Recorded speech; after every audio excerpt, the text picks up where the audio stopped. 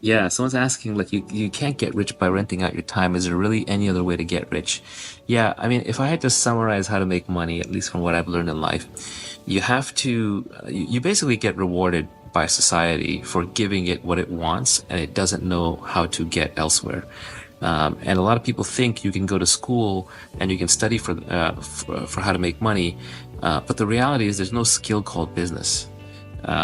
What you're actually trying to figure out is what product or service does society want, but does not yet know how to get. And you want to become the person who delivers that, and delivers it at scale. So that's really the challenge in how to make money. And now the problem is if you can't learn how to do it, then how do you become good at it, whatever it is? And what it is moves around generation to generation, but a lot of it happens to be in technology. And so it's a form of what I think the Austrian economists used to call specific knowledge that only you know or only a small set of people know. And it's basically going to come out of your passions and your hobbies, oddly enough. So if you have hobbies around intellectual curiosity, you're more likely to develop these passions, and you're more likely to develop skill sets that society does not yet know how to train other people how to do. Because if it can train other people how to do something, then it can replace them. And if it can replace them, then it doesn't have to pay them a lot. So you want to know how to do something that other people don't know how to do at the time period when they want it. So for example, like you might be interested in programming for computers and you're into really esoteric deep learning algorithms, and it doesn't really matter until society assembles large enough data sets, enough computing machines that the AI revolution shows up. And then all of a sudden your hobby turns into specific knowledge.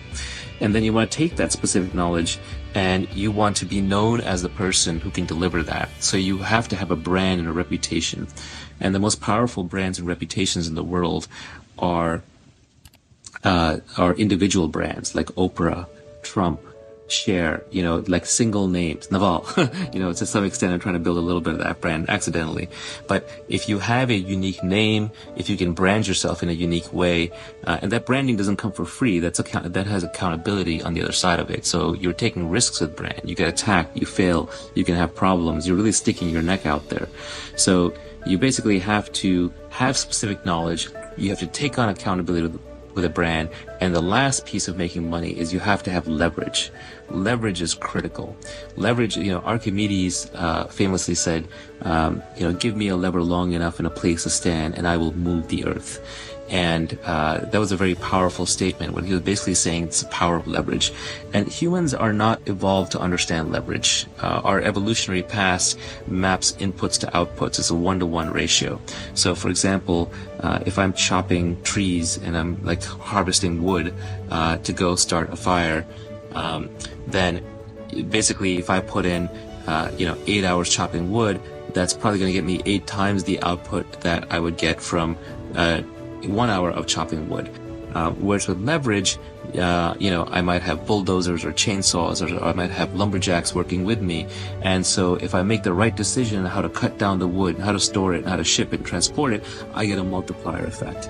And it's very important to understand the different kinds of leverage that are available, because if you want to make money, you need that specific knowledge, you need that accountability, and now you're going to need to use whichever form of leverage best applies to your situation. And there are 3 broad classes of leverage. One form of leverage is going to be labor, which is the oldest form of leverage, which is other humans working for you. And that's actually not a great one in the modern world. It used to be great in the old world. But in the modern world, people are onto it, so everyone's always playing a status game and trying to become the lead monkey in the tribe. And so having people work for you is a difficult form of leverage. Then there's capital, which is a more recent invention. It's only about a few thousand years ago. It goes back to the agricultural age, and so that's money. And so if you have money as a form of leverage, that's a good one. It means like every time you make a decision, now you multiply this with money. And that's why fund managers and venture capitalists and so on seem to do well. And then the final form of leverage is a brand new form of leverage. And that's like the most democratizing one. And that is products that have no marginal cost of replication. So that would include books, it would include media, it would include movies, it would include code. And code is probably the most powerful form of leverage that is permissionless. All you need is a computer. You don't need anyone's permission. So if you want to make the maximum amount of money possible, like if you just want to get rich over your life and you want to do it in a deterministic, predictable way, what you would do is you would basically stay on the bleeding edge of trends, and you would study technology and yes, design and art and things that you think, and you would become really good at something. You would basically be waiting for your moment until something emerged in the world where they needed that skill set. And you're uniquely qualified. You would build your brand in the meantime on Twitter, on YouTube, by giving away free work so people have heard of you. You would make a name for yourself and you would take some risks in the process. And then when it was time to move in on that opportunity, you would do so with leverage, the maximum leverage possible. And the maximum leverage would mean that you would have people working for you. It would mean you would have a fund or you would have capital. It would mean that you would be writing a book. It would mean that you'd be writing code and that you'd be building a media presence. Basically what I'm doing, I'm kind of doing it more by accident. I actually don't really care that much, honestly. I'm more of an intellectual. I learned how to make money because it was a necessity. After it stopped being a necessity, I stopped caring about it. Every time, I look at some of my colleagues in Silicon Valley who are working really, really hard and have made lots of money, but they continue working hard. And I see them like then donating like hospital wings, and I just think, oh, that person overshot. Like they just, at some point it would have been logical to stop, or unless they really enjoyed it, in which case, God bless you, do whatever you want. But at least for me, work was a means to an end. Making money was a means to an end.